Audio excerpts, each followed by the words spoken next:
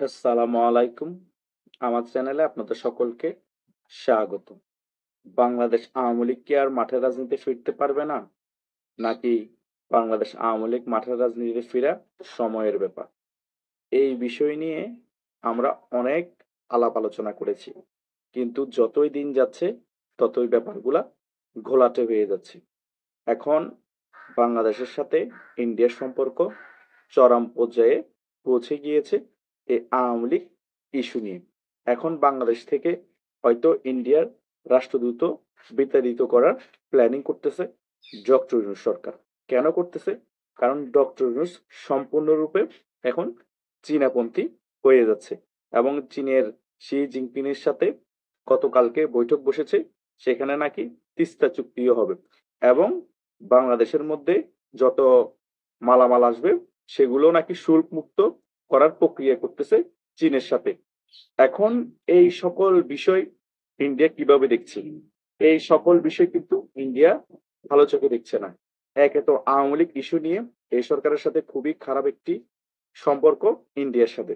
দ্বিতীয়ত চীন হচ্ছে ইন্ডিয়ার চিরশত্রু একটি দেশ। সেই দেশের সাথে বাংলাদেশের সখ্যতা ইন্ডিয়া কখনোই মেনে নিবে না। সেই কারণেই হয়তো বাংলাদেশ আওয়ামী লীগ খুব তাড়াতাড়ি বাংলাদেশের রাজনীতিতে ফিরে আসবে। আর না হলে বাংলাদেশের মধ্যে বাংলাদেশ আওয়ামী লীগের রাজনীতি ফিরে আসার পথ বন্ধ করে দেওয়ার চেষ্টা করবে এই সরকার, যাতে 5 থেকে 10 বছরের ভিতর বাংলাদেশ আওয়ামী লীগ মাঠের রাজনীতিতে ফিরে আসতে না পারে চীনের সহায়তায় এবং পাকিস্তানের সহায়তায়।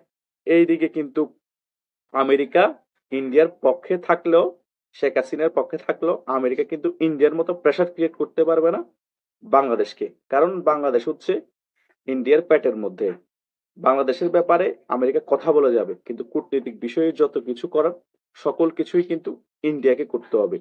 ডক্টর ইউনূস কিন্তু নোবেল লরিয়েট শান্তিতে পেয়েছিল। ডক্টর ইউনূসের সাথে বিশ্বের বিভিন্ন বড় বড় মোরালের সাথে সম্পর্ক থাকার কারণে ডক্টর ইউনূস কূটনীতিক ক্ষেত্রে অনেক ভালোভাবে অগ্রসর হওয়ার চেষ্টা করতেছে, কিন্তু কুলে উঠতে পারতেছে না ইন্ডিয়ার সাথে। এখন ডক্টর ইউনূসের কাছে অপশন ছিল যে ইন্ডিয়া অ্যান্টি সেন্টিমেন্ট আমাদের কাজে লাগানো এবং ইন্ডিয়ার অ্যান্টি দেশ কে কে আছে তাদের সাথে সম্পর্ক স্থাপন করা। সেই কারণে ডক্টর ইউনূস চীন এবং পাকিস্তানকে চুজ করেছে। কারণ আমেরিকার সাথে ডক্টর ইউনূসের এখন সম্পর্ক একটা দলের সাথে ভালো, ডেমোক্রেটের সাথে, কিন্তু রিপাবলিকান দলের সাথে ডক্টর ইউনূসের সম্পর্ক ভালো না। আমেরিকা তাই পূর্ণভাবে সমর্থন করলেও ডেমোক্রেট পাওয়ারে না থাকার কারণে ডক্টর ইউনূসকে ভালোভাবে সমর্থন করতে পারবে না। সেই কারণে ডক্টর ইউনূস কোনো ওয়ে না পেয়ে চীন এবং পাকিস্তানপন্থী হয়ে গিয়েছে। এটা হিতে বিপরীত হয়ে যেতে পারে বা ডক্টর ইউনূসের প্লাস পয়েন্ট হয়ে যেতে পারে। এটা সামনেই দেখা যাবে যে ইন্ডিয়া কতটুকু কূটনীতিকভাবে ডক্টর ইউনূসকে কোণঠাসা করে বাংলাদেশ আওয়ামী লীগকে মাঠের রাজনীতিতে ফিরাতে পারে এবং বাংলাদেশ আওয়ামী লীগের সভানেত্রী শেখ হাসিনার প্রত্যাবর্তন ঘটাতে পারে।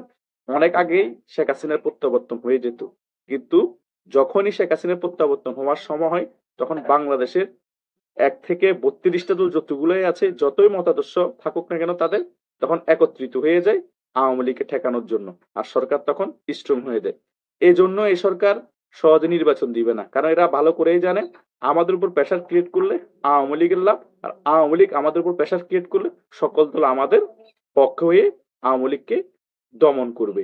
এই কারণে এই সরকার কখন নির্বাচন দিবে এটা শিওর করতেছে না। পরিস্থিতি এখন এই সরকারের অনুকূলে আছে।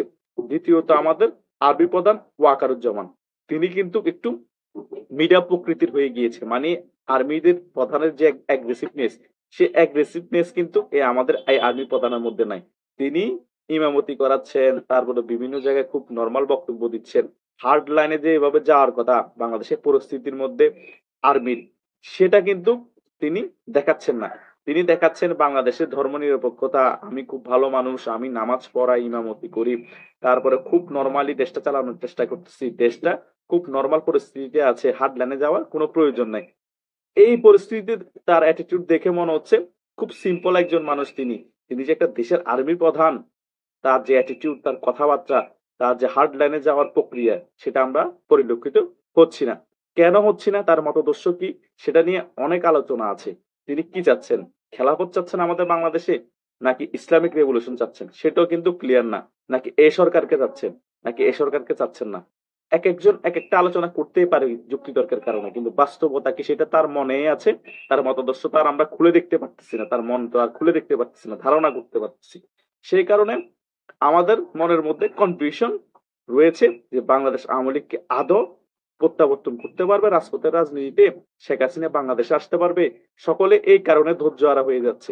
ভাই, প্রত্যেকটা দিন বাংলাদেশের রাজনৈতিক পট পরিবর্তন হচ্ছে, বিশ্বের রাজনীতি পট পরিবর্তন হচ্ছে, এবং বাংলাদেশের সাথে বিশ্বের অন্যান্য দেশের সাথে সম্পর্ক তৈরি হচ্ছে, কিছু কিছু দেশের সাথে সম্পর্ক নষ্ট হচ্ছে। মূলত ফ্যাক্ট হচ্ছে ইন্ডিয়া। এখন এই সরকার শুধু ইন্ডিয়া অ্যান্টি সেন্টিমেন্ট তৈরি করবে বাংলাদেশের মধ্যে, এবং বিশ্বের যতগুলো দেশ আছে ইন্ডিয়াকে পছন্দ করে না তাদের সাথে সম্পর্ক স্থাপন করার চেষ্টা করবে, সেগুলো ইসলামিক দল হোক এবং ইসলামিক দেশ না হোক। ইসলামিক দেশ হলেও করবে, ইসলামিক দেশ না হলেও করবে। ডক্টর ইউনূস ইসলামকে 100% মানে না, তবুও তিনি কিন্তু নিজের ক্ষমতা থাকার সাথে ইন্ডিয়া অ্যান্টি দেশগুলোর সাথে সম্পর্ক স্থাপন করবে। সে কারণে আপনারা হতাশ হয়ে যাচ্ছেন, আমরা বুঝতে পারতেছি, আমরাও আলোচনা করতেছি। তাই হতাশ না হয়ে ধৈর্য ধরতে হবে, অপেক্ষা করতে হবে। একটা কথা মনে রাখবেন, বিএনপি কিন্তু 16 বছর ক্ষমতার বাইরে ছিল। বিএনপি 16 বছর ক্ষমতার বাইরে থাকার পরেও কিন্তু বিএনপি দলটা টিকে ছিল, জেল জুলুম সহ্য করেছে, হতাশ হয়নি। এখনো আওয়ামী লীগ সরকার পতন হয়েছে যে 7-8 মাস মাত্র, তাও একটি ষড়যন্ত্রমূলক গণঅভ্যুত্থানের মাধ্যমে পতন হয়েছে। তো এইরকম পতন হওয়ার পরে দেশের মধ্যে শীর্ষস্থানীয় কোনো নেতা নাই। এত আর্লি কামব্যাক করা, প্রত্যাবর্তন করা, এটা আমরা আশা করছি কেন জানেন? ইন্ডিয়া আমাদেরকে সাপোর্ট দিচ্ছে এবং আমেরিকা আমাদেরকে সাপোর্ট দিবে বলে, এই কারণে। তা না হলে 7 থেকে 10 বছরের আগে আমরা আশাও করা কোনো প্রয়োজন ছিল না মনে করতাম, কিন্তু এখন প্রয়োজন সে কারণে মনে করছি। তাই বেশি আশা করলে আশাহত হবেন, আশা রাখবেন, ধৈর্য রাখবেন। সময় হলে ঠিকই আওয়ামী লীগ আগের থেকেও খুব শক্তিশালী ভাবে মাঠে রাজনীতি ফিরে আসবে। অলরেডি বিভিন্ন জায়গায় মাঠে রাজনীতিতে আওয়ামী লীগ ফিরে এসেছে 26শে মার্চ, তা আপনারা দেখতে পেয়েছেন। কিন্তু আগের মতো স্ট্রংলি ফিরে আসতে সময় লাগবে, কারণ এখন অনেকেই এক একজন এক এক জায়গায়, কেউ বিদেশ চলে গিয়েছে, কেউ দেশের বাইরে শীর্ষস্থানীয় নেতাদের সাথে ডাইরেক্ট যোগাযোগ করা যাচ্ছে না, বিভিন্ন গ্রুপের মাধ্যমে দিক নির্দেশনা দিয়ে প্রোগ্রামগুলা করতে হচ্ছে। তাই আপনারা ধৈর্য হবেন না, আল্লাহ যাও করবেন ভালোর জন্যই করবেন। যারা নিরীহ তারা আপনারা ভয় পাবেন না, তাদেরকে হয়তো এখন এই সরকার জুলুম করতেছে, এই সরকার নিপীড়ন করতেছে, আল্লাহ আপনাদের জন্য সামনে ভালো কিছু রাখছেন। এখন সামনে আওয়ামী লীগের কি ভবিষ্যৎ সেটা একমাত্র আল্লাহ ভালো জানে। আমরা জাস্ট আলোচনা করতে পারবো, কারণ আমরা এক্স্যাক্টলি বলতে পারবো না কি হতে পারে বা কি হচ্ছে। দিন দিন শুধু রাজনৈতিক পট পরিবর্তন চেঞ্জ হচ্ছে, আজকে এইরকম মনে হলে কালকে ওই রকম মনে হচ্ছে।